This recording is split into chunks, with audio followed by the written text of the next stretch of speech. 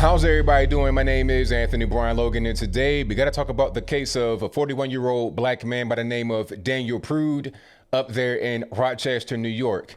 Now, this is going to be a case that could be big, kind of similar to George Floyd and some others that have died in police custody. But I got to talk about what happened here so you understand what's going on, maybe even before the mainstream media gets their filthy paws on it. Now, Daniel Prude, like I said, 41-year-old black man, was in Rochester, New York, which is way up close to Toronto, Canada, Niagara Falls, that area, really far up northern part of New York, not anywhere in New York City.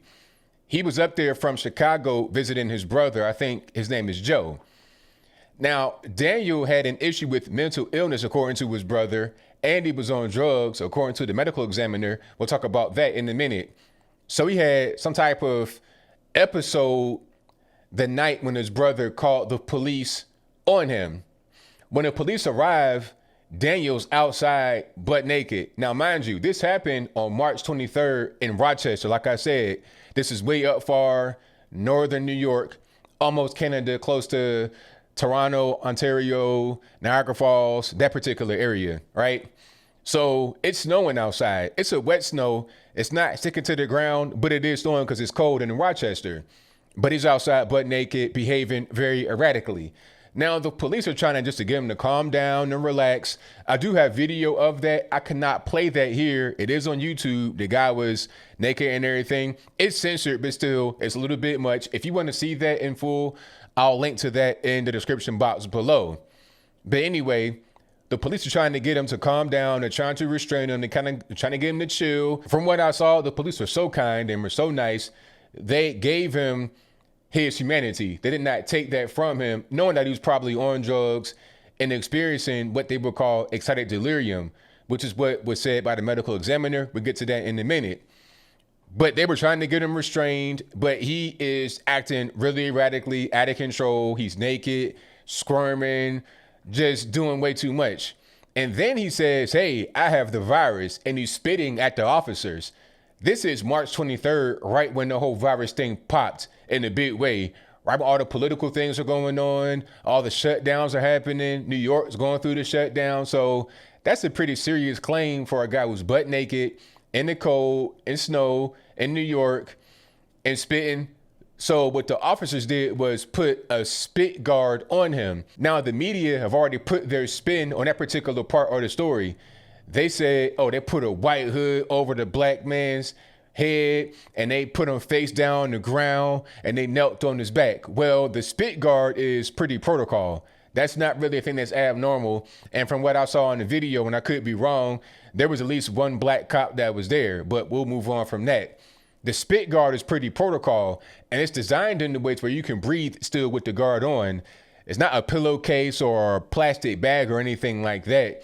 It's just designed to prevent you from spitting on anybody. So right on your mouth area, that part is kind of get it off with some plastic. But above it, it's ventilated so you're able to still breathe. Okay, they use that all the time in the penitentiary, out in the field with mental health patients and stuff like that. That's a really normal thing. If you got guys in there that just want to spit all the time, they put a spit guard on you, get you to calm down, and then take it off after a while. That's generally how it goes. So they put the spit guard on him because he says he has a virus, beat him with the virus, and he's spitting on us. Let's go ahead and do that. And then they put a knee on his back and they held him by his feet and his hands to get him to relax and to get him to calm down. Because again, he's butt naked on PCP, excited delirium. He's all over the place. And his own brother called the police on him because he knows that he's having a mental episode induced by drugs and he wants the police to take control of the situation. And that's what they do. Unfortunately, the excited delirium kicks up and Mr. Prude dies a little bit later. I think he went unconscious and then he went brain dead and he died in the hospital. And if I'm wrong about that specifically, let me know in the comments below. But now the family is mad. They're talking about the officers should be fired, and they've not been fired yet, nor have they even been put on administrative leave. As far as I know, they're still working. And I think rightfully so. I don't see anything that they did wrong. it's unfortunate Mr. Prude died. May he rest in peace. But what was going to be the outcome of that? All right, you're high on drugs, excited delirium. That was going to happen. I mean, people take drugs and they have adverse reactions all the time. People are overdose. They might commit suicide with drugs. That's just generally what goes on. The officers didn't do anything wrong from my point of view, but that's just my opinion. Now, the medical examiner said that there was excited delirium, but they also said the cause of death was homicide. Now, some are going to get confused by that. They say, hey, ABL, the cause of death was homicide. That means that they're going to go to jail for homicide. That's not how it works. There's no such crime called homicide you go to jail for. Homicide just means a person caused another person to die. It does not denote any kind of criminality, all right? Because you can kill somebody or be the cause of someone dying and not go to jail at all, let alone get charged, because it could have been an accident. Like, let's say I'm driving down the road, right, and somebody darts out in front of me and I have no time to be able to react. They did that to where I could not do anything else other than go forward because I couldn't react quick enough to prevent from hitting them. Now, the cause of death is homicide because I did hit them with a car, but it's not my fault because they hopped out in front of me, suicide or something like that. So I'm not going to go to jail, let alone get charged. It'd be the same thing if it was, self-defense. If somebody has a gun on me and they shoot me, or, the gun jams, I might get shot one time and I shoot them back and then they die. Well, yeah, it's homicide, but it's not any kind of crime there. You see where I'm going? In the case of Mr. Daniel Prude, I think they might try to say the bag could have caused asphyxiation. Therefore, it's homicide because without the bag over his head, then he wouldn't have died. However, the reason why the bag may have caused asphyxiation, causing him to choke to death, is because he had excited delirium.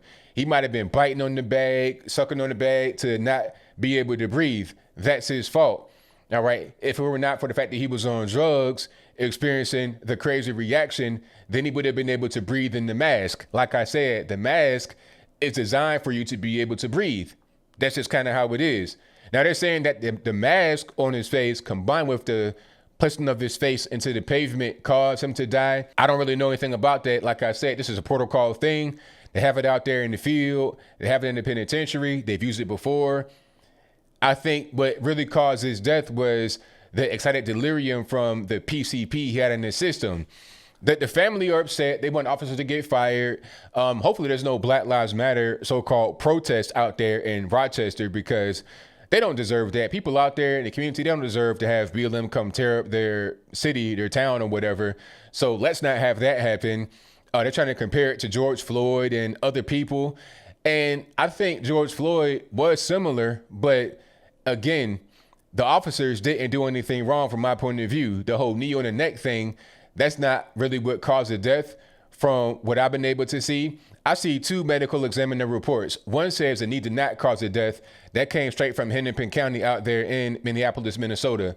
The other one came from the family of the victim, Floyd, and they say that the knee did cause the death. And by the way, that same medical examiner or private pathologist said that Epstein did in fact kill himself after they said that he didn't kill himself. So it's like, all right, is a pathologist a person that comes in there to give you the desired results, the opposite of which you got to, be used in some kind of civil case or criminal case? Is that what's going on? I don't know, but I digress. My whole point is that I think the drugs that George Floyd was obviously on caused his death more than any kind of knee or whatever. And they're trying to say the other officers that were there should get charged for what?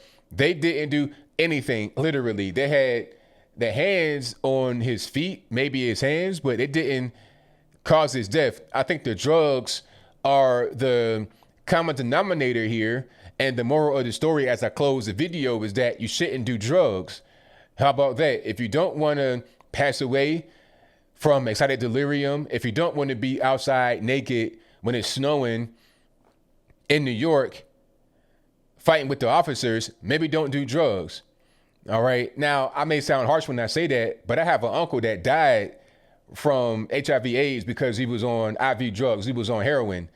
My favorite uncle, I loved him, but I'm not going to act like drugs didn't take his life, he would still be here if not for the drugs. So anybody out there that's on drugs or thinking about shooting heroin, smoking crack or whatever, how about don't do that? Preserve your life and preserve your family, because now his brother is missing a brother, his mother, father, they're missing the son, all because he was on drugs. Leave the drugs alone, and when the police come up to you, behave normally and you'll be just fine. But I think I'll leave that right there for now. And what say you? Do you think that excited delirium and the PCP is what took Daniel Prude's life? If that's your viewpoint, let me know why in the comments below. Or was it the officers, the knee on the back and the so-called white hood and holding the hands and the feet? Is that what caused the death? If that's your viewpoint, let me know why in the comments below. You guys know where I'm at with it. It's unfortunate that he died, but it could have been prevented. The drugs are the thing that took his life. That's a fact. The mental illness, if he had a mental illness aside from just being on drugs, that couldn't have made it any better. I mean, if you already got a mental illness and you're on drugs, that's a bad recipe right there. That's going to just cause disaster, which is unfortunately what happened. But whatever your thoughts are, please let me know in the comments below. And that's all I got to say for this video. If you like what you heard, please comment, rate, share, and subscribe. Peace.